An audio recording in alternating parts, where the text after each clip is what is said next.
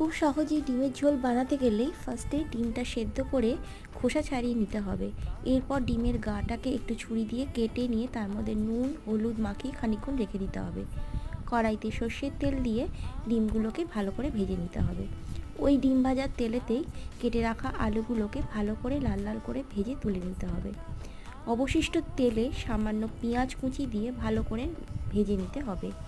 এরপর টমেটো বাটা, আদা বাটা, রসুন বাটা, পেঁয়াজ বাটার একটা পেস্ট বানিয়ে তার মধ্যে দিয়ে ভালো করে মশলাটাকে কষিয়ে নিতে হবে। মশলা থেকে যখন তেল ছেড়ে আসবে তার মধ্যে নুন হলুদ আর লঙ্কা গুঁড়ো দিয়ে ভেজে রাখা আলুগুলোকে দিয়ে দিতে হবে। একটু সামান্য নাড়াচাড়া করে নিয়ে জল অ্যাড করে দিয়ে দিতে হবে।